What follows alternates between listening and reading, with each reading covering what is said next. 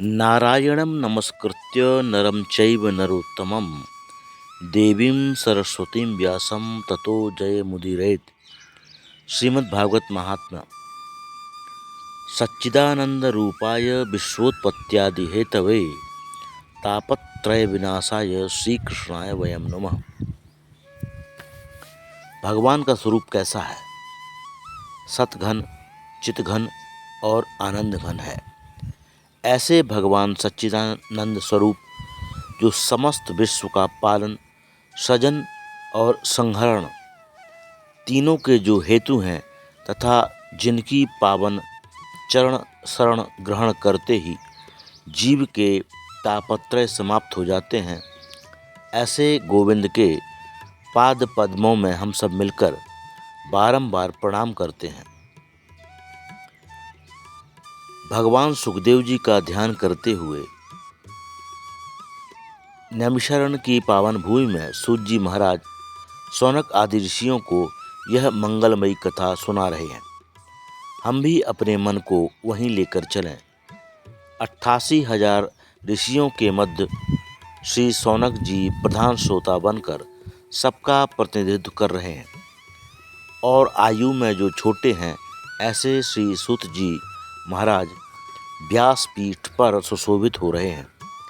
शौनक जी आयु में बड़े हैं पर वयोवृद्ध होकर भी श्रोता बनकर बैठे हैं और इनकी विशेषता यह है कि कथामृत रसास्वाद कुशलः, भगवान का कथामृत पान करने में परम कुशल हैं। जब श्रोता बनकर बैठते हैं तो महान विद्वान और वयोवृद्ध होकर भी एकदम अनभिज्ञ बन जाते हैं। यही इनकी कुशलता है। आज शौनक जी सूत जी को नमन करके पूछते हैं, अज्ञानध्वांत विध्वंस कोटि सूर्य समप्रभो सूताख्या ही कथा सारम मम कर्ण रसायनम। हे सूत जी महाराज, हम लोगों के हृदय में अज्ञान का घोर अंधकार व्याप्त है। यह त्रिभुवन के अंधकार को दूर करने में तो भगवान सूर्य समर्थ हैं, पर जीव के हृदयगत अज्ञान अंधकार को सूर्य की किरणें दूर नहीं कर सकती। सूत जी महाराज, उस अज्ञान तिमिर को ध्वस्त करने के लिए आपके पास करोड़ों सूर्य के समान ज्ञान का प्रकाश है।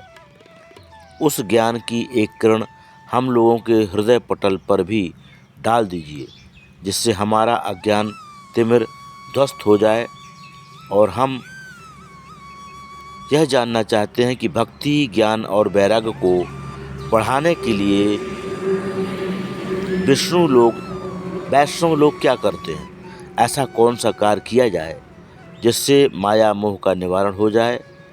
देखिए महाराज, अब घोर कलिकाल आ गया है, जिससे लोगों की आसुरी वृत्ति हो गई है। हर प्राणी क्लेश से आक्रांत है। ऐसे प्राणियों का कैसे कल्याण होगा? जो पवित्र को भी पवित्र कर दे और भगवत प्राप्ति का सरलतम साधन हो, वह कृपया आज हमें बतलाएं, क्योंकि आपके ऊपर गुरुदेव भगवान की बड़ी कृपा है।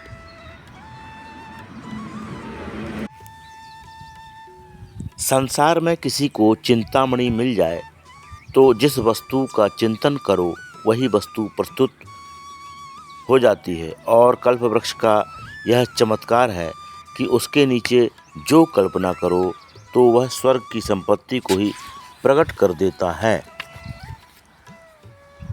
पर चिंतामणि और कल्पवृक्ष में भी यह सामर्थ्य नहीं है कि वह परमात्मा को प्रकट कर दिखा दे या ब्रह्म साक्षात्कार कर दे।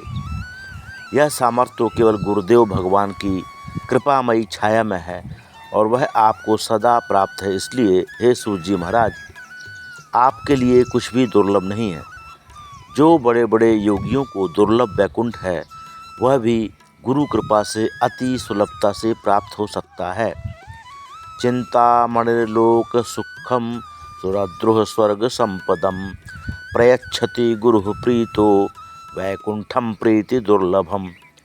इसलिए हे सूत जी महाराज, गुरु कृपा का प्रसाद हमें भी कृपा करके प्रदान करें। सूत जी महाराज प्रसन्न हो गए और प्रमुदित मन से बोले, हे शौनक जी, ऋषियों, आपके मन में हमारे प्रति यदि इतना प्रेम और स्नेह है तो अब हम तुम्हें समस्त शास्त्रों का सार ही सुनाने जा रहे हैं, जो संसार के भय को दूर कर देगा। इसे आप सावधान होकर सुनिए। जब कोई व्यक्ति कोई कीमती वस्तु देता है तो लेने वाले को सावधान कर देता है कि जरा संभल कर रखिएगा। इसी प्रकार से वक्ता जब कोई विशिष्ट बात कहने जाता है तो श्रोताओं को सावधान कर देता है। सावधानतया शृणु। सूत जी कहते हैं, ऋषियों, संसार में सबसे बड़ा डर है मृत्यु का। मरने का भय प्रत्येक प्राणी को भयाक्रांत रखता है और इसका नाम है मृत्युलोक। जो आया है उसका जाना सुनिश्चित है। संसरति इति संसारः, यह सरकता रहता है, खिसकता रहता है। कोई कितना भी पकड़ने का प्रयास करे, यह किसी की पकड़ में नहीं आता। तो संसार सरक रहा है और हम चाहते हैं कि ऐसा ही बना रहे हमारे साथ, और हमारे चाहने पर भी जब हमसे खिसक जाता है तो हमें बड़ा कष्ट होता है। इस संसार भय को समाप्त करने के लिए महाभागवत श्री सुखदेव जी महाराज ने श्रीमद् भागवत संहिता को कलिकाल में प्रकट किया। काल ब्याल मुखग्रासो त्रास निर्णास हेतवे श्रीमद्भागवतम शास्त्रम कलौ कीरेण भासितम। कीरेण सुकेन भासितम। तोता बड़ा मीठा बोलता है, किंतु बोलता वही है जो उसे सिखाया जाता है। तो सुखदेव जी महाराज ने भी जगत में कल्याणकारी भागवत रूपी फल प्रदान तो किया, पर यह मनमुखी फल नहीं है। उन्हें भी आचार्य परंपरा से जो प्राप्त हुआ वही उन्होंने संसार को दिया। जब महाराज परीक्षित के सामने मृत्यु का भय उपस्थित हुआ, 7 दिन में मरना निश्चित हो गया, तो वे अपने कल्याण का मार्ग खोजने लगे। उसी समय महामुनि सुखदेव जी ने ही श्रीमद् भागवत संहिता के द्वारा परीक्षित को भय मुक्त कर दिया। जैसे ही गंगा के तट पर सुखदेव जी भागवत संहिता का प्रवचन करने के लिए विराजमान हुए तो देवताओं को पता चल गया। सुधा कुंभम गृहीत्वैव देवास्तत्र समागमन। सभी देवता लोग अमृत का कलश लेकर आए और सुखदेव जी महाराज को प्रणाम करके अमृत का कलश सामने रख दिया। देवता बोले, महाराज, हमने जैसा सुना कि परीक्षित के सामने मृत्यु का भय उपस्थित हुआ है, इसलिए आप उन्हें कथा सुनाने जा रहे हैं। महाराज जी, अमृत का कलश हम ले आए हैं, परीक्षित को यह अमृत पिला दीजिए तो वह मृत्यु भय से मुक्त हो जाएंगे। सुखदेव जी को सुनकर बड़ा आश्चर्य हुआ।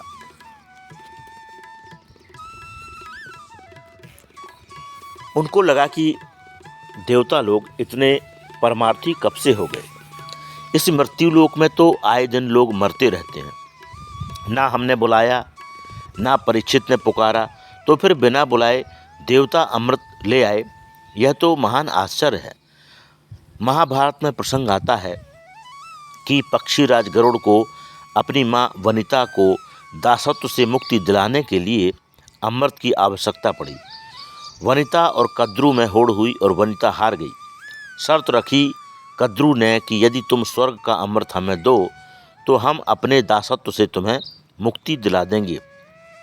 माँ दासी है, इसलिए उनके पुत्र गरुड़ को भी दास बनकर रहना पड़ता है और सर्पों की सेवा करनी पड़ती है।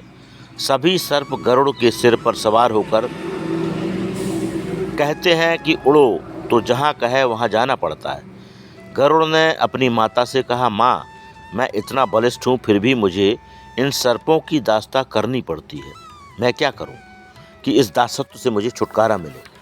माँ ने कहा, बेटा, मिल तो सकता है, पर इसके लिए तुझे स्वर्ग का अमृत लाना पड़ेगा। गरुड़ जी बोले, माँ, मैं आपके लिए सब कुछ करने को तैयार हूँ। तब गरुड़ जी स्वर्ग का अमृत लेने गए। देवराज इंद्र ने वज्र लेकर युद्ध की चुनौती दी और कहा, तुम अमृत को हाथ नहीं लगा सकते। गरुड़ जी ने देवताओं से कहा, आप सारे देवता मिलकर भी मुझे नहीं रोक सकते।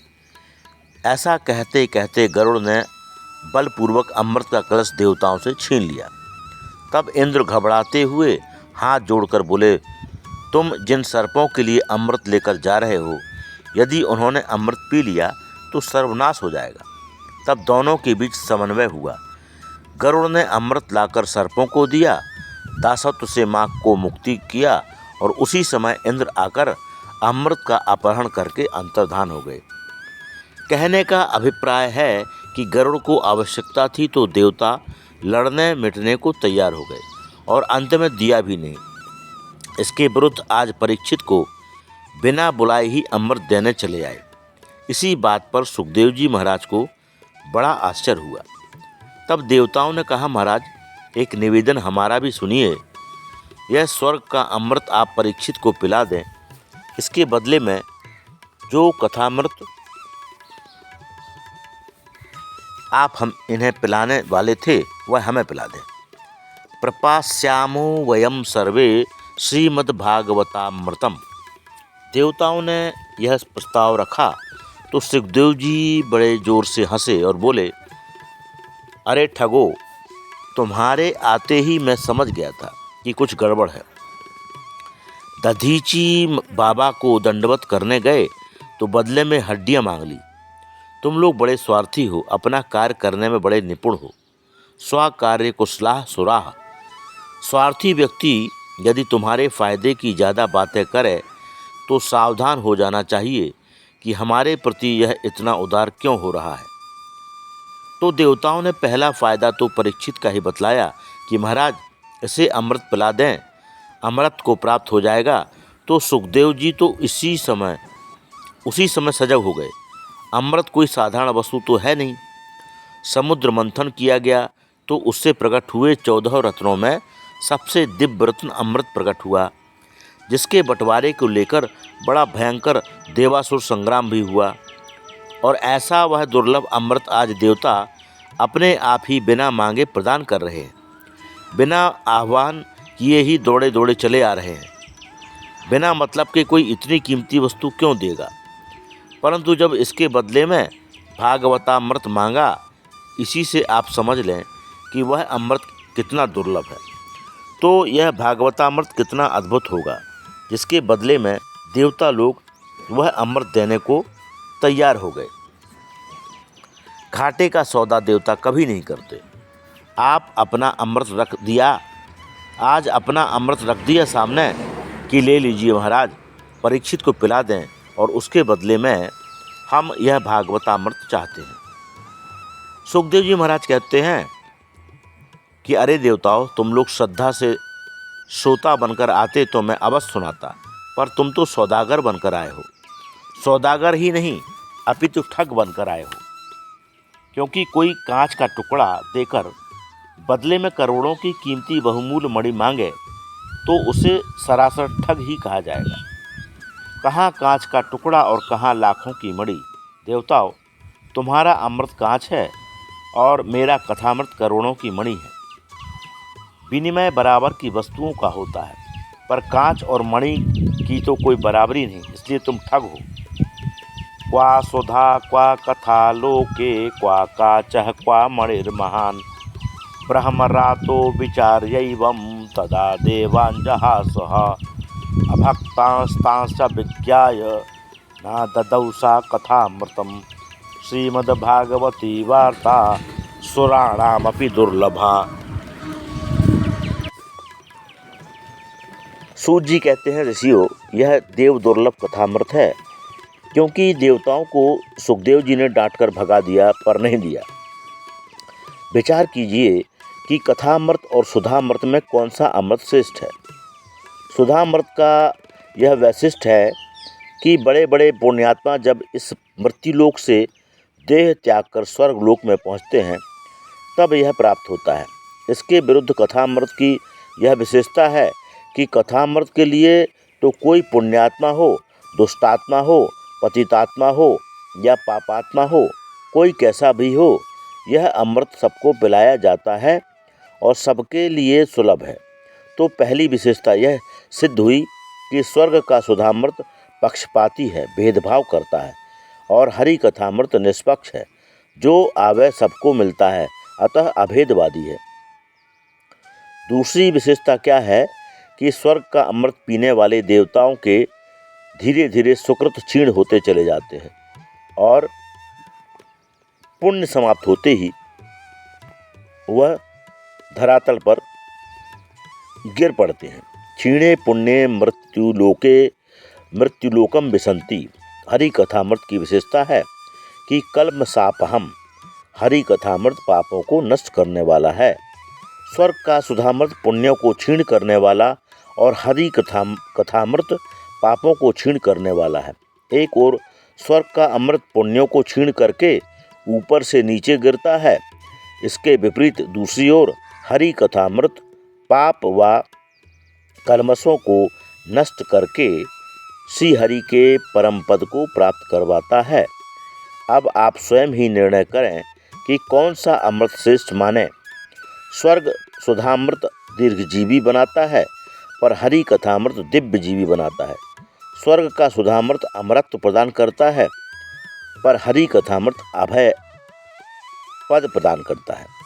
सुखदेव जी महाराज ने अच्छे से तौलकर निर्णय लिया कि हर दृष्टि से हरि कथामृत ही दिव्य है। जहाँ पर विष्णुरात परीक्षित श्रोता हों और ब्रह्मरात सुखदेव जी वक्ता हों, ऐसे श्रोता और वक्ता को कौन छल सकता है। परीक्षित कोई साधारण श्रोता नहीं है। माता के गर्भ में ही अश्वत्थामा के ब्रह्मास्त्र से बचाने के लिए परमात्मा ने स्वयं उन्हें दर्शन दिया और गर्भ में जाकर परीक्षित को कृपा प्रदान की। वैसे ही सुखदेव जी महाराज को भी माता के गर्भ में भगवान ने ही आकर आशीर्वाद दिया। तब माँ के गर्भ से 12 साल तक बाद सुखदेव जी बाहर आए तो भगवान के भागवत के वक्ता और श्रोता दोनों ही माँ के गर्भ में भगवान की कृपा का कवच धारण करके प्रकट हुए हैं। इसलिए संसार में इनको छलने वाला, ठगने वाला कौन हो सकता है। सुखदेव जी हरि कथामृत के परम रसिक हैं, इसलिए देवताओं को डांटकर भगा दिया। देवता लोग लौटकर आए और ब्रह्मा जी से शिकायत की, देखिए महाराज, हम देवता होकर भी हरि कथामृत से वंचित हैं और मानवों को सुखदेव जी ने इसका अधिकार दिया। हम जानना चाहते हैं कि इस कथामृत में ऐसी क्या विशेषता है। ब्रह्मा जी ने कहा कि पहले यह देखो कि परीक्षित का कथा सुनकर क्या परिणाम होता है। तो 7 दिन के बाद कथामृत पान करने वाले परीक्षित को जब परम पद प्राप्त करते हुए देखा तो ब्रह्मा जी भी आश्चर्यचकित हो गए। राज्ञो मोक्षम तथा वीक्ष पुराधातापि विस्मितः सत्यलोके तुलां बद्ध्वा तोलयत् साधनान्यजः। जब ब्रह्मा जी ने महाराज परीक्षित का मोक्ष देखा तो आश्चर्यचकित हो गए। तराजू पर तौल करके देखा कि आखिर भागवत ही की क्या विशेषता है। तो तराजू के एक पलड़े पर भागवत को रखा और दूसरे पलड़े पर अनेक धर्मशास्त्रों को रखकर जब उठाकर देखा तो लघून्यन्यानि जातानि गौरवेण इदं महत् तदा ऋषिगणा सर्वे विस्मयं परमं ययुः। सब देवता और महात्मा महान आश्चर्यचकित रह गए कि श्रीमद् भागवत की तुलना में अन्य धर्मशास्त्रों का पलड़ा एकदम ऊपर लटक गया। परंतु महात्माओं ने घोषणा कर दी, मेनिरे भगवद रूपम शास्त्रम भागवतम कलौ। साक्षात श्री कृष्ण ही कलयुग के कलुषित प्राणियों का कल्याण करने के लिए श्रीमद् भागवत संहिता में आकर विराजमान हो गए हैं। इसलिए भागवत के प्रत्येक अक्षर में गोविंद की श्यामलता समाई हुई है। यह साक्षात भगवान का वांग्मय विग्रह है। ऋषियों ने सूत जी से प्रश्न किया, महाराज, यह 7 दिन में सुनने की परंपरा कैसे प्रारंभ हो गई। सूत जी महाराज कहते हैं कि सनक, सनंदन, सनातन और सनत कुमार, इन चारों ऋषियों ने देवर्षि नारद को सुनाकर यह सप्ताह की परंपरा प्रारंभ की। शौनक जी ने पूछा, नारद जी तो 2 घड़ी से ज़्यादा कहीं टिकते ही नहीं, तो ऐसे उन अस्थिर नारद जी ने 7 दिन बैठकर भागवत को कैसे सुना, कहाँ सुना, क्यों सुना, कृपा करके बतलाइए। सूत जी कहते हैं, एकदा ही विशालायाम चत्वारो ऋषयो मलाः सत्संगार्थम समायाता स ददृशुस्तत्र नारदम। एक समय की बात है, विशालापुरी बद्री नारायण धाम में सनक आदि चारों भाई सत्संग की इच्छा से विचरण कर रहे थे, क्योंकि ध्यान, भजन, पूजन आदि तो एकांत में हो सकता है, पर सत्संग का एकांत में थोड़े ही आनंद आता है। तो चारों भाई विचरण कर रहे थे। अचानक नारद जी को देखा। नारद जी को देखकर बहुत प्रसन्न हुए। संत को जब कोई भगवत रसिक संत मिलता है तो बड़े प्रसन्न हो जाते हैं कि आज कुछ भगवत चर्चा होगी। और सनकादियों का तो जीवन ही भगवत कथा है, कथा मात्रैक जीविनः। पर जैसे ही नारद जी के निकट आए तो बड़ा आश्चर्य हुआ, क्योंकि नारद जी का मुख बहुत चिंतित नजर आया। सनकादि आश्चर्यचकित हो गए कि समाज की चिंताओं को दूर करने वाले परम संत नारद जी आज चिंतातुर हैं। बड़ा आश्चर्य है। पूछा, कथम ब्रह्मन्दीन मुखः कुतश्चिंतातुरो भवान त्वरितं गम्यते कुत्र कुतश्चागमनं तव इदानीं शून्यचित्तोऽसि गतवित्तो यथा जनः तवेदं मुक्तसंगस्य नोचितं वद कारणम। भो ब्रह्मन कथम दीन मुखः। अरे नारद जी महाराज, आपका मुख इस प्रकार से लटका हुआ क्यों है? किस बात की चिंता आपको सता रही है? भागे भागे कहाँ से आ रहे और कहाँ जा रहे हैं? आपका मुख कमल तो ऐसा लग रहा है जैसे कोई महाकृपण का धन चला गया हो। गत वित्तो यथा जनः। तुम्हारा क्या चला गया?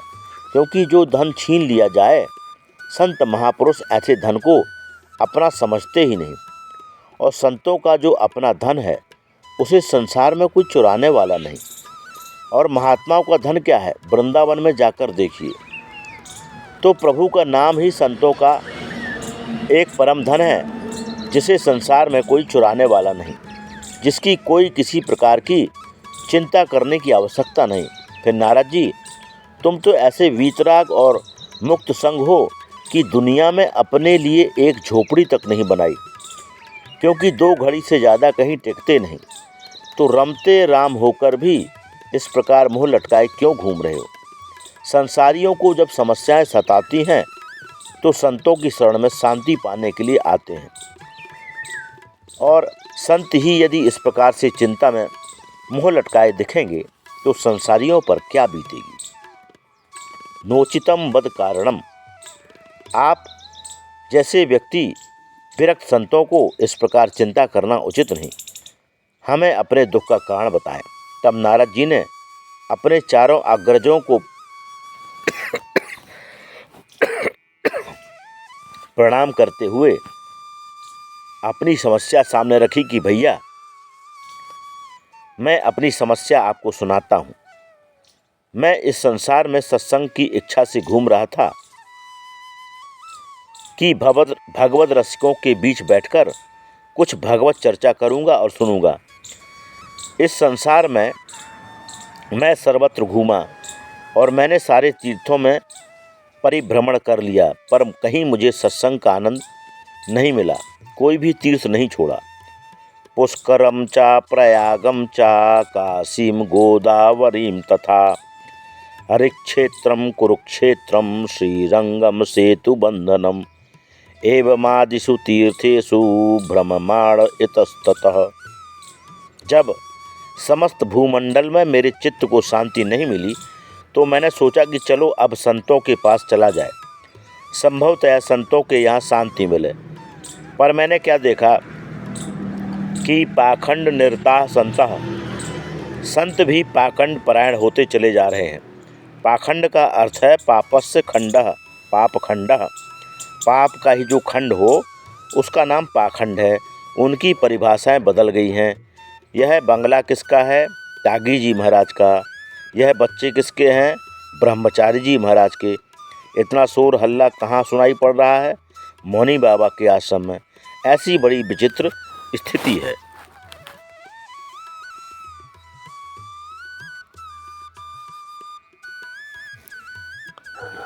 तपसी धनवंत दरिद्र गही, कली कौतुक तात न जात कही।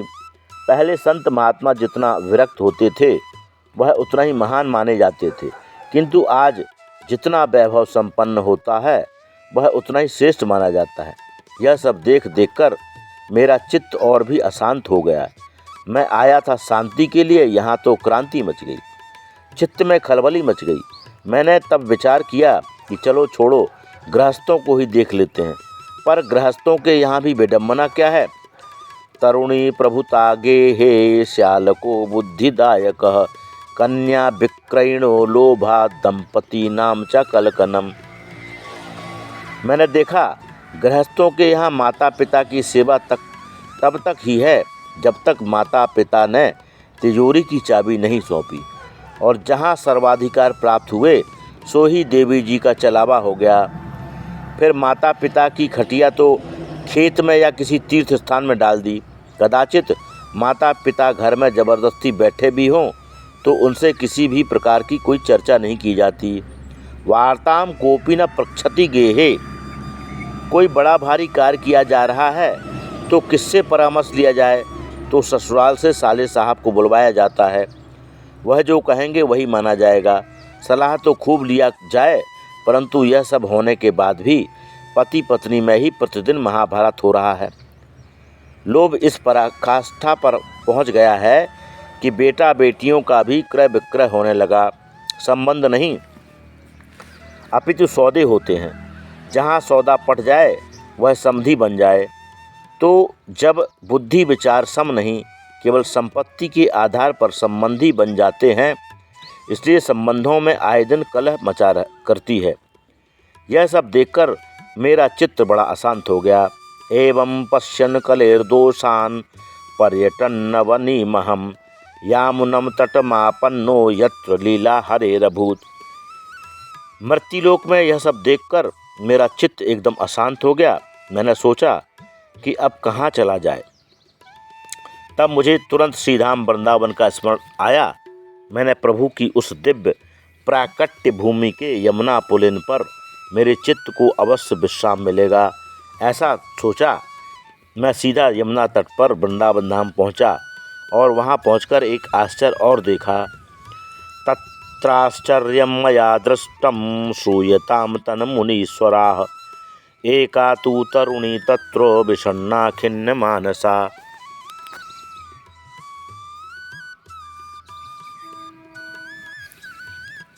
मैंने देखा कि एक युवती खिन्न मन होकर बैठी है, आँखों से अश्रुपात कर रही है, और दो बुढ़े उसके सामने अचेत अवस्था में पड़े हैं।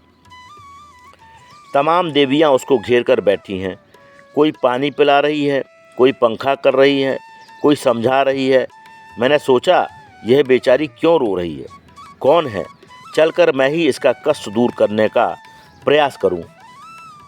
संतों का हृदय तो नवनीत के समान कोमल होता है। सो महाराज, उसको दुखी देखकर मेरा मन द्रवित हुआ।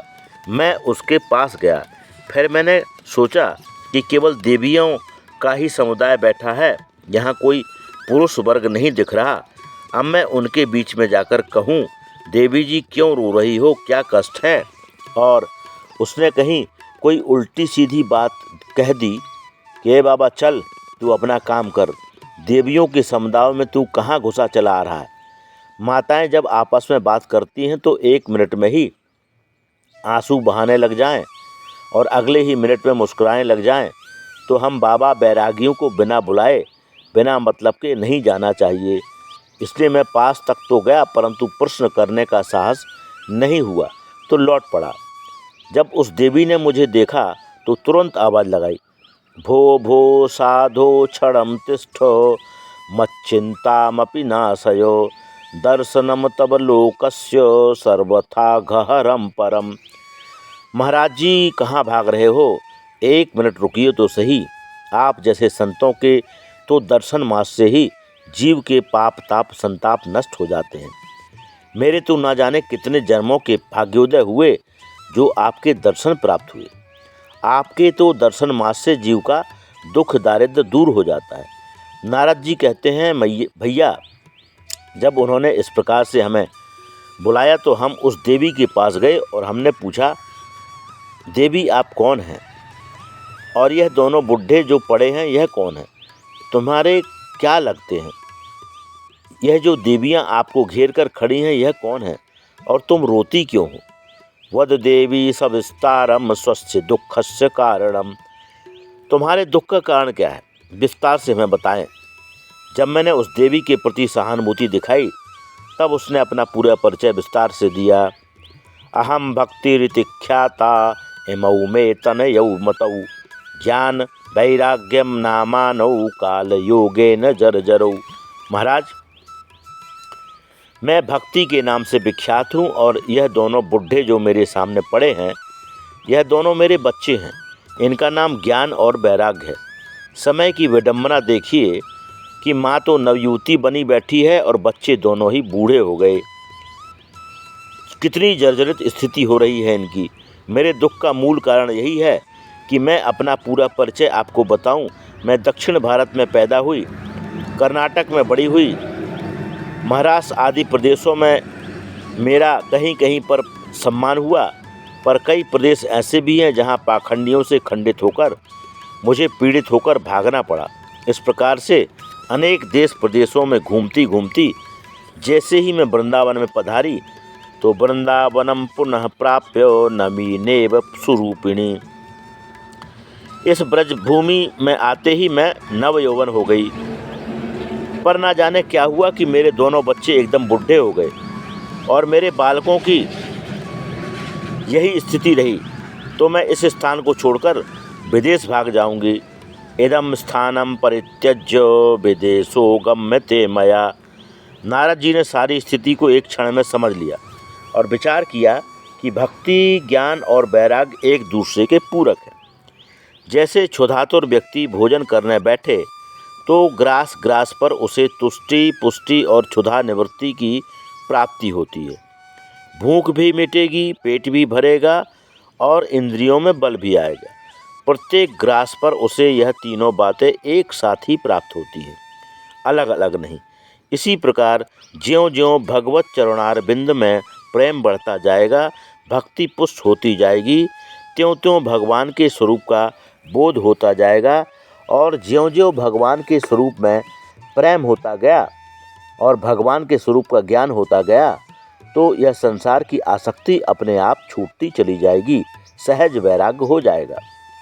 यह क्रियाएं अलग अलग नहीं हैं। यदि आपके जीवन में कोरी भक्ति है और ज्ञान वैराग्य ठीक नहीं है तो आपकी भक्ति बांझ है। ज्ञान वैराग्य के बिना भक्ति अपूर्ण है। संतान के बिना माँ का मातृत्व पूर्ण नहीं है। उसी प्रकार ज्ञान और वैराग्य भक्ति के पुत्र हैं। ज्ञान और वैराग्य के बिना भक्ति की परिपूर्णता नहीं। नारद जी ने तुरंत भक्ति माता को वचन दिया कि माँ, आप वृंदावन छोड़कर न जाएं, क्योंकि आज हर क्षेत्र के लोगों का आकर्षण विदेश की ओर है। संतों को भी जब तक 2-4 देशों का परिभ्रमण न हो जाए तब तक संतत्व प्राप्त नहीं होता। हम भारतवासियों की दृष्टि ही कुछ ऐसी बन गई है, चाहे वह कथावाचक हो चाहे महात्मा हो। जब देश विदेशों में प्रामाणिक रूप से उनका प्रचार प्रसार हो जाता है तब भारतीयों की दृष्टि उन पर जाती है। भक्ति मैया ने जब यही बात कही तब नारद जी ने कहा कि माता जी, ऐसा आप मत कीजिए। सत्ययुग, द्वापर और त्रेता में तो बड़े आनंद से आप रहीं, पर अब घोर कलिकाल आ गया है। इस कलयुग में सब सदाचार लुप्त होता जा रहा है। तेन लुप्तः सदाचारो योग मार्गस्तपांसि चा।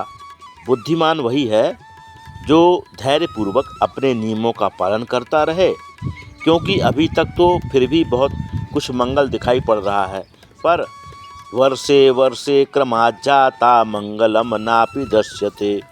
समय ज्यों ज्यों बढ़ता जाएगा तो जो थोड़े बहुत शुभ कर्म दिख रहे हैं वह भी अब दिखाई नहीं पड़ेंगे। पर इस घोर कलिकाल में भी आप इस श्रीधाम वृंदावन की भूमि में इस प्रकार से नवयुवती बनकर नाच रही हो। मैं तो कहता हूँ कि धन्य है यह ब्रजभूमि जहाँ पर इस कलिकाल में भी आपका इतना सम्मान है। वृंदावनस्य संयोगात् पुनस्त्वं तरुणी नवा धन्यम वृंदावनम तेन भक्तिर्नृत्यति यत्र चा। ब्रजभूमि धन्य है जहाँ पर इस कलिकाल में भी भक्ति का इस प्रकार आदर किया जा रहा है, जहाँ आप नाच रही हैं। भक्ति मैया ने पूछा, एक बात बताइए नारद जी, कलयुग यदि इतना पुष्ट है तो परीक्षित ने इसको दंड क्यों नहीं दिया? और परीक्षित ने कदाचित यदि दंड ना भी दिया तो भी भगवान इसकी उद्दंडता सहन क्यों कर रहे हैं? भगवान को तो दंड देना चाहिए। नारद जी बोले, माँ, यदि आप पूछ रही हो तो ध्यान से सुनो। जिस दिन गोविंद अपनी लीला संपन्न करके परम धाम गए, उसी दिन कलयुग ने अपना पैर इस मृत्युलोक पर जमाना प्रारंभ किया। और महाराज परीक्षित जब इसे मारने के लिए उद्यत हुए तो दीनहीन होकर वह कलयुग उनकी शरण में चला आया। महाराज परीक्षित तो परम वैष्णव थे। इस कलयुग में असंख्य दोष होने के साथ साथ एक बहुत बढ़िया गुण उन्हें इसमें दिखाई पड़ा गया, इसलिए महाराज परीक्षित ने इसे छोड़ दिया। यत् फलम नास्ति तपसा न योगेन समाधिना तत्फलम लभते सम्यक कलौ केशव कीर्तनात्। कलयुग केवल हरि गुण गाहा गावत नर पावहि भवथाहा।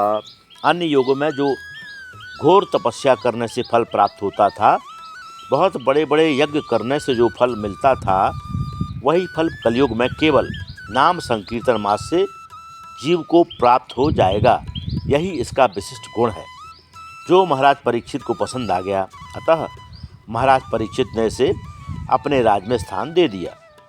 पर जैसे ऊसर भूमि में बढ़िया से बढ़िया बीज भी बेकार सिद्ध होता है, उसी प्रकार इस कलयुग के कलुषित वातावरण में इतने दुर्गुण हैं कि भगवान नाम संकीर्तन का जो एकमात्र गुण था वह भी प्रायः लुप्त हो गया।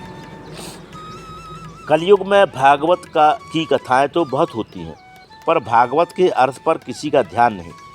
भागवत से अर्थ यानी धन कैसे प्राप्त हो, उसी पर दोनों की दृष्टि है, क्या श्रोता क्या वक्ता। श्रोता भी इसी उद्देश्य से कथा करवा रहे हैं कि महाराज हमारी फैक्ट्री बढ़िया चल जाए, हमारा व्यापार अच्छा चल जाए, तो एक भागवत हमारी तरफ से भी कराएं। और वक्ता का भी यही दृष्टिकोण बन गया है। दुरस्त्यजस्तत् कथार्था। भागवत के अर्थ पर यदि दृष्टि चली जाए, भागवत के तत्पर्यार्थ को समझ लिया जाए, तो अपने आप ही धनासक्ति छूट जाएगी। भागवत तो कल्प वृक्ष है, जो मांगो सो मिलेगा। जो व्यापार बढ़िया चलाना चाहे तो उनका व्यापार खूब चलेगा, और जो विद्वान वास्तव में भागवत के द्वारा अपना अर्थ सिद्ध करना चाहते हैं, तो ठाकुर जी की कृपा से ऐसा कोई भी कथावाचक होगा जो भागवत की कल्प वृक्ष की छाया में बैठकर निर्धन हो। परंतु भागवत के तात्पर्यार्थ को यदि कोई समझ ले तो वह परमहंस हो जाता है। सुखदेव जी महाराज जैसे निष्काम परमहंसों का यह परम धन है। यद वैष्णवानाम धनम, परमहंसों की यह पावन संहिता है। तुम्हारा लक्ष्य क्या है, तुम्हारी कामना क्या है, उसी की पूर्ति करता है श्रीमद् भागवत। भक्ति मैया को इस प्रकार से नारद जी समझा रहे हैं। भक्ति मैया गदगद होकर बोली, नारद जी, मेरे बड़े भाग्योदय हुए जो आपके दर्शन मुझे प्राप्त हो गए। धन्य है नारद जी, जिनकी महिमा भक्ति स्वयं गा रही है। जयति जयति मायाम यस्य काया धवस्ते वचन रचनम एकम केवलम चाकलय्य ध्रुवपदमपि यातो यत्कृपातो ध्रुवोयम सकल कुशल पात्रम ब्रह्मपुत्रम नतास्मि। हे ब्रह्मा जी के मानस पुत्र नारद जी, आपकी जय हो। आपके एक वचन पर निष्ठा करके कयाधु नंदन प्रहलाद भक्ति के परम आचार्य बन गए। आपके अनुग्रह को प्राप्त करके ध्रुव जी महाराज तो 5 वर्ष की अवस्था में ही साक्षात भगवान को प्रकट करने में समर्थ हो गए और आज ध्रुवलोक में चमक रहे। बाबा, मेरे बालकों पर भी कृपा दृष्टि डालिए। नारद जी बोले, माता जी आप इतनी दुखी क्यों हो रही हैं? अरे, जिन प्रभु ने कौरवों की कुत्सित सभा के बीच से द्रौपदी की रक्षा की, वे कृष्ण कन्हैया आज भी हमारे मध्य विराजमान हैं। सा कृष्ण क्वापि नो गतः, वे कहीं चले नहीं गए, बल्कि आज भी भक्तों के हृदय में हैं। इसलिए आपको किसी भी प्रकार से चिंता करने की आवश्यकता नहीं। श्री कृष्ण चरणाम्भोजम स्मर दुखम गमिष्यति। आप तो गोविंद के पाद पद्मों का स्मरण करें, दुख अपने आप ही भाग जाएगा। हरि स्मृति सर्व विपद विमोक्षणम। गोविंद की स्मृति सारी विपत्तियों से अपने आप ही मुक्त दिला देती है। इसलिए माता जी गोविंद के चरण कमलों का ध्यान करो। देवर्षि नारद ने समझाया, आप तो गोविंद के चरण कमलों का ध्यान करो, दुख अपने आप भाग जाएगा। फिर तो आप इनकी प्राणबल्लभा भा हो जाएंगी, प्रीतमा हो जाएंगी। आप जहाँ और जब बुलाओ प्रभु तो वहीं दौड़े चले आएंगे। चाहे वह कैसा भी घर हो, कितना भी पतित का घर हो। त्वया हूतस्तु भगवान याति नीच ग्रहे स्वपि। जहाँ जहाँ भक्ति महारानी, वहाँ वहाँ भगवान रहते हैं। चाहे वह व्याघ्र का घर हो, बहेलिए का घर हो, रैदास का घर हो, मीरा जी का घर हो, किसी का भी घर हो। गजेंद्र का हृदय हो, बानर भालू का हृदय हो, भक्ति जहाँ है वहाँ भगवान आए बिना रह नहीं पाते। प्रियतम यदि अपनी प्राणबल्लभा के पीछे लगे रहते हैं। इस प्रकार भक्ति की बड़ी महिमा नारद जी ने गाई। अब नारद जी ज्ञान और वैराग्य को स्वस्थ करने का प्रयास करने लगे। ज्ञान और वैराग्य के पास आकर देवर्षि नारद ने बड़े बड़े दिव्य वेद मंत्रों के माध्यम से वेद पाठ किया। चारों वेद धीरे धीरे सुना दिए, पर लाभ नहीं हुआ। उपनिषदों का पाठ किया, फिर भी लाभ नहीं हुआ। सबका सार भगवत गीता सुना दिया, वह भी एक बार नहीं। गीता पाठैर मुहुर्मुहुः, अनेक बार भगवत गीता का भी पाठ सुनाया। थोड़ी सी चेतना तो आई, परंतु फिर गिर गई। अब नारद जी को चिंता होने लगी। ज्ञान प्रबुद्धताम शीघ्रम रे वैराग्य प्रबुद्धताम। ज्ञान खड़े हो जाओ, वैराग्य सावधान हो। बहुत प्रयत्न करने पर जब कोई लाभ नहीं दिखा तो नारद जी को चिंता हो गई कि अब क्या करें। मेरे तो औषधालय में जितनी चूर्ण चटनी थी सब चटा दी। इन दोनों का तो स्वास्थ्य ठीक नहीं हो रहा, अब कौन सी दवा लाई जाए। उसी समय आकाशवाणी हुई। व्योमवाणी तदैवा भून मार्षे खिद्यतामिति उद्यमः सफलस्तेयं भविष्यति न संशय। आकाशवाणी ने दिशा निर्देश दिया, नारद जी उद्यम करो, सफलता अवश्य मिलेगी। नारद जी ने पूछा क्या करूं? तो आकाशवाणी ने कहा, एतदर्थम तु सत्कर्म तुरर्षे तुम समाचर। नारद जी सत्कर्म करो, तभी यह स्वस्थ होंगे। वह सत्कर्म कैसा होगा यह कोई संत तुम्हें समझाएंगे। अब नारद जी सोचने लगे कि आकाशवाणी ने भी बात स्पष्ट नहीं कही। या तो कोई संत का नाम ही बता देते कि अमुक महात्मा के पास चले जाओ तो मैं सीधा पहुंच जाता, या दवा का ही ठीक से नाम बता देते तो मैं उस दवा को ढूंढ लाता। सत्कर्म करो और कोई संत समझाएगा। दोनों बातें गोल मोल बताईं तो मैं इतने जो उपनिषद और गीता के पाठ सुना रहा था, यह क्या सत्कर्म नहीं था? यदि यह सत्कर्म नहीं है तो सत्कर्म का स्वरूप कैसा होगा और कौन संत समझाएगा? चलो ढूंढते हैं, कोई ना कोई तो मिलेगा ही। नारद जी निकल पड़े। जो महात्मा मिलता है उसी को प्रणाम करके कहते हैं, महाराज जी बताइए सत्कर्म किसे कहते हैं? छोटे मोटे महात्मा तो वैसे ही नारद जी के हाथ जोड़ लेते हैं। अरे नारद जी, ब्रह्मा जी के पुत्र हो, सारे ब्रह्मांड में तुम्हारी गति है और इतना दुनिया भर में घूमने वाले महात्मा हमसे आकर पूछ रहे हैं कि सत्कर्म किसे कहते हैं। हम क्या बताएंगे महाराज। और जो बहुत प्रतिष्ठित महंत महात्मा थे वे अपनी इज्जत बचाने के लिए इशारा कर देते कि आजकल हमारा मौन व्रत चल रहा है, मौन खुलेगा तब बात करेंगे। मूकी भूतास तथा न्येतु कियंतस्तु पलायिता। कुछ मौन व्रत लेकर बैठ गए, कुछ दाएं बाएं हो गए, पर नारद जी को समुचित उत्तर देने वाला कोई महात्मा नहीं मिला। अब नारद जी को और भी ज़्यादा परेशानी बढ़ गई कि क्या किया जाए। सामान्य कोई व्यक्ति दवा पूछे तो कोई भी डॉक्टर बता दे, पर कोई बहुत अनुभवी विख्यात डॉक्टर यदि औषधि पूछे तो छोटे मोटे डॉक्टर बताने में भी साहस नहीं जुटा पाते कि इतना बड़ा विशेषज्ञ हमसे पूछ रहा है, क्या बताएं। नारद जी कोई अपने में कम संत थोड़ी ही हैं, महान संत हैं। उनको जवाब देने वाला कोई ऐसे थोड़े ही साहस कर लेगा। जब कहीं से कोई जवाब नहीं मिला तो नारद जी सीधे बद्रीनाथ की ओर चल पड़े कि भगवान नर नारायण वहाँ नित्य निवास करते हैं। ऐसी विशालापुरी बद्रीनाथ में मेरा समाधान अवश्य मिलेगा। यही सोचकर नारद जी बद्रीनाथ में विचरण कर रहे थे कि तभी सनकादि चारों भाई मिल गए। नारद जी अपनी पूरी व्यथा कथा सुनाते हुए कहते हैं, महाराज अब आप बताएं, आपने मेरी चिंता का कारण पूछा तो मैंने समस्या पूरी सामने रख दी। आप कृपया बताइए कि वह सत्कर्म कौन सा है जो आकाशवाणी ने मुझे बताया था। महाराज आप भी कोई साधारण महात्मा नहीं हो। आपकी सबसे बड़ी विशेषता तो यह है कि सदेह बैकुंठ में पहुंच जाते हैं। वहां भगवान के नित्य पार्षदों ने जब आपको रोकने का दुस्साहस किया तो टेढ़ी भ्रकुटी करके 3 जन्म के लिए उन्हें धरती पर गिरा दिया। येषां भ्रूभृंग मात्रेण द्वारपालौ हरेः पुरा भूमौ निपतितौ सद्यो यत्कृपातः पुरम गतौ। भ्रकुटी टेढ़ी करने मात्र से भगवान के नित्य पार्षद नीचे गिर गए और आपकी कृपा से ही फिर पुनः अपने स्थान पर पहुँचे। यह आपकी प्रतिभा और तपस्या है। प्रत्यक्ष आपके जीवन में उस तपस्या का प्रभाव यह है कि 24 घंटे हरिः शरणम हरिः शरणम हरिः शरणम मंत्र का जाप आपके मुख से चलता रहता है। इसलिए जरा आयुष्मान बाधते, आपको कभी बुढ़ापा आता नहीं। पूर्वजों के जो पूर्वज हो गए, पर आप 5 साल से कभी 6 साल के नहीं हुए। काल गति आपको प्रभावित नहीं कर पाती, इसलिए आप जैसे संत और कहाँ होंगे। कृपया मुझे आप बताएं कि वह सत्कर्म कौन सा था जो आकाशवाणी ने मुझे बताया। चारों भाई मुस्कुराए और बोले, नारद जी मात्र इतनी छोटी सी बात को लेकर तुम इतने परेशान हो रहे हो।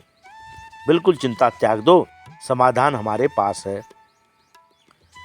माँ चिंतां कुरु देवर्षे हर्षं चित्ते समावह उपायः सुखम साध्योत्र वर्तते पूर्व एव ही। सनकादिकों ने कहा कि जो सत्कर्म आकाशवाणी ने कहा था वह कोई और नहीं बल्कि श्रीमद्भागवतालापः सातु गीता सुकादिभिः। सुखदेव जी जैसे परमहंसों के श्रीमुख से गाया हुआ वह मधुर गीत श्रीमद्भागवत ही दिव्य महाौषधि है, जिसका पान करते ही ज्ञान और वैराग्य की वृद्धावस्था दूर हो जाएगी और नव यौवन संपन्न होकर अपनी मैया के पास नाचेंगे। जब नारद जी को सनकादियों की बात पर विश्वास नहीं हुआ तो सनकादिक कहते हैं, नारद जी वही दावा हमारा है। तुमने सारे वेद सुनाए, उपनिषद सुनाए, भगवत गीता सुनाई, परंतु हम आपको विश्वास दिलाते हैं कि सुखदेव जैसे परमहंसों का गाया हुआ यह जो भागवत का दिव्य मधुर गीत है, इसका श्रवण करने मात्र से ज्ञान और वैराग्य स्वस्थ हो जाएंगे, उनकी सारी बीमारी दूर हो जाएगी। नारद जी बोले, महाराज भागवत तो मैंने भी पढ़ा है। मेरे पिता ब्रह्मा जी ने ही मुझे भागवत का अध्ययन कराया था, इसलिए मैं जानता हूँ कि भागवत में जो व्याख्याएं हैं वह सब वैदिक सूत्रों की ही व्याख्या है। वेद रूपी वृक्ष का ही तो फल है श्रीमद् भागवत। जब वेद उपनिषद सुनाने से कुछ नहीं हुआ तो वेदों की व्याख्या करने वाले ग्रंथ श्रीमद् भागवत से भला क्या हो जाएगा। सनकादि मुस्कुराते हुए बोले, नारद जी कोई आम का मीठा फल खाने वाला यह कहे कि वह फल जब इतना मधुर है तो वृक्ष भी कितना मधुर होगा जिसने इसको पैदा किया, और फल को त्याग कर कोई वृक्ष चबाने लग जाए तो क्या माधुर रस मिलेगा। स्वाद लेने के लिए फल का ही सेवन करना पड़ेगा, वृक्ष में वह स्वाद नहीं मिलेगा। दूध से घी निकाला जाता है, पर जो काम घी कर लेगा वह दूध नहीं कर सकता। घी में बढ़िया बढ़िया पूड़ी सेकते सेकते घी खत्म हो जाए तो कोई तर्क दे कि बची हुई पूड़ी दूध में निकाल लो, क्योंकि दूध से ही तो घी निकला है।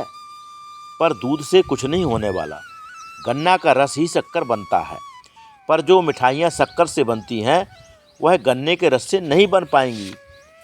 इस प्रकार विविध दृष्टांतों से जब सनकादिकों ने नारद जी को समझाया, तब नारद जी की शंका तुरंत दूर हो गई।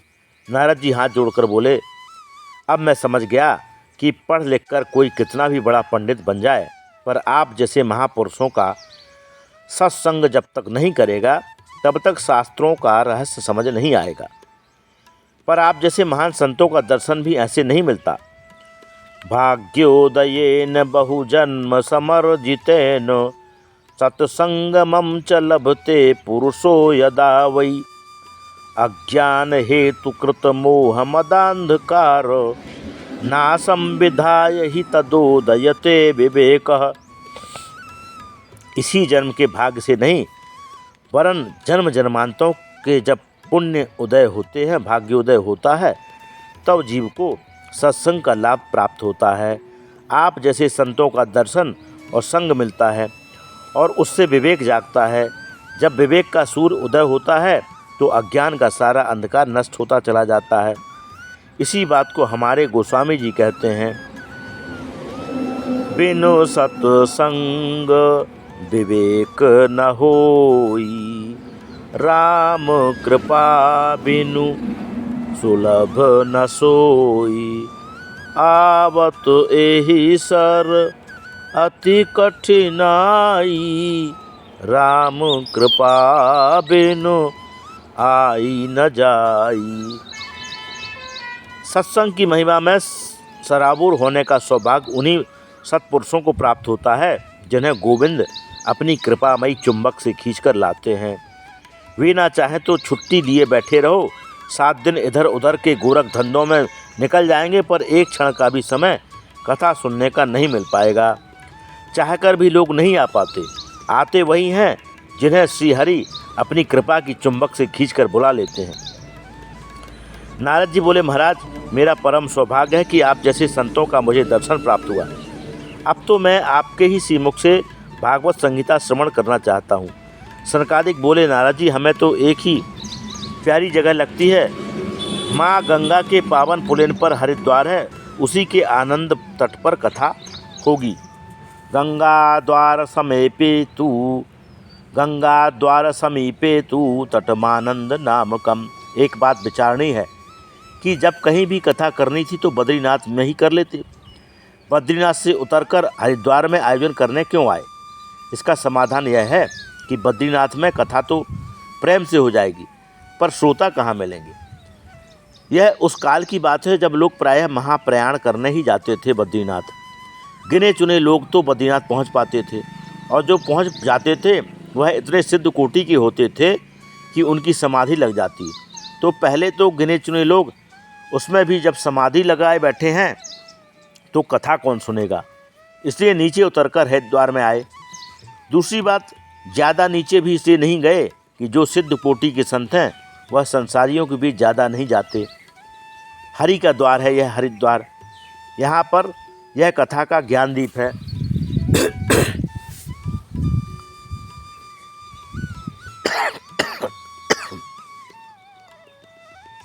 तो इसलिए हरिद्वार में कथा किया। हरि का द्वार है हरिद्वार। यहाँ पर यह कथा का ज्ञानदीप प्रज्वलित हुआ तो ऊपर नीचे बाहर भीतर सर्वत्र इसका प्रकाश पहुँचेगा। दिल्ली वाले कथा सुनना चाहें तो छुट्टी लेकर हरिद्वार जा सकते हैं, और बद्रिकाश्रम की पर्वतमालाओं में विराजमान जो सिद्ध कोटि के संत हैं, यदि वे सुनना चाहें तो अपनी समाधि छोड़कर हरिद्वार तक आ सकते हैं। जीवन मुक्त ब्रह्म पर चरित सुनहि तजी ध्यान। महात्मा लोग ध्यान समाधि आदि छोड़कर नीचे आ जाएंगे और संसारी लोग नीचे से थोड़ा ऊपर आ जाएंगे। इसलिए यह भव्य आयोजन मध्य की भूमि हरिद्वार में ही करना श्रेष्ठ होगा। तो नारद जी सनकादिक चारों भाइयों के साथ हरिद्वार की पावन भूमि में आए, और नारद जी ने बढ़िया गंगा जी की रेती इकट्ठी करके एक छोटा सा मंच बना दिया। चारों भाई उसी पर व्यासपीठ समझकर बैठ गए और गद्दा और बिछौने की कोई जरूरत नहीं। गंगा जी की नव कोमल बालू कण में ही महात्माओं का आसन जम गया। गंगा मैया के पावन तट पर प्रेम पूर्वक भगवान की मंगलमयी कथा सनकादिकों ने प्रारंभ कर दी। ऋषि मुनियों को पता चला तो सब दौड़े भागे चले आ रहे हैं। भृगुर्वसिष्ठश्च वनश्च गौतमो मेधातिथुर्देवल देवरातौ रामस्तथा गाधिसुतश्च साकलो मृकुण्डपुत्रा त्रिजपिप्पलादा योगेश्वरौ व्यासपराशरौ च छायासुकोजा जलिजहनुमुख्या सर्वेप्यमी मुनिगणा सहस्रपुत्रशिष्या स्वस्त्रीभिराययुरति प्रणयेन युक्ता। जो गृहस्थ थे वह अपने स्त्री पुत्र आदि के साथ दौड़े आए। जो विरक्त थे वह अपने शिष्य के साथ परिकर के साथ चले आए। सब ऋषि मुनि दौड़े आए और देखते देखते गंगा तट ऋषियों से भर गया। कोई जय जयकार बोल रहा है, कोई शंख फूंक रहा है। जय शब्दो नमः शब्द शंख शब्दस्तथैव च। गंगा तट जय घोष से गूंज उठा। अब उस पावन संतों के समाज के मध्य सनकादियों ने कथा का शुभारंभ किया। सदा सेव्या श्रीमद्भागवती कथा यस्या स्मरण मात्रेण हरिश्चित्तम समासयेत्। सनकादि कहते हैं भगवान की कथा सदैव श्रवण करने योग्य है। इसके श्रवण करने मात्र से चित्त में हरि चिपक जाते हैं। वह टेढ़ी टांग वाला द्रवीभूत चित्त में ऐसा गड़ जाता है कि तुम निकालना भी चाहो तो निकलेगा नहीं। पुरुष सूक्त गायत्री आदि के जप से जो सुकृत प्राप्त होता है वह भागवत के श्लोक के पाठ करने मात्र से प्राप्त हो जाता है।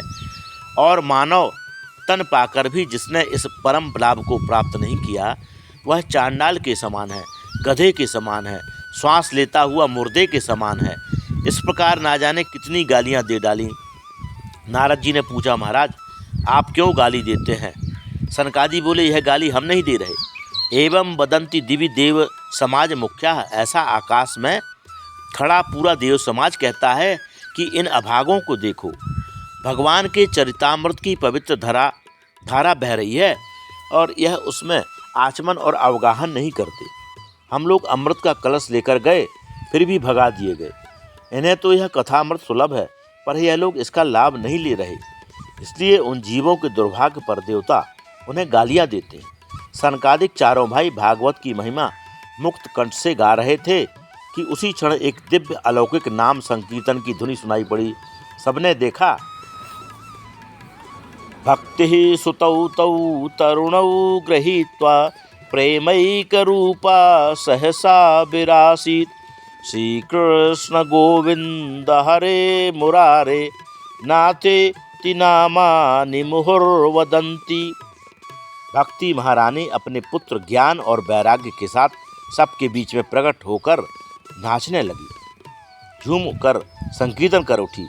समस्त श्रोता समुदाय भक्ति मैया के साथ भगवान नाम संकीर्तन में लीन हो गए। भगवान के मधुर मंगलमय नामों का दिव्य संकीर्तन करती हुई माता भक्ति श्रोता समुदाय के बीच प्रकट हो गई। श्रोता बंधु सब तर्क वितर्क करने लगे।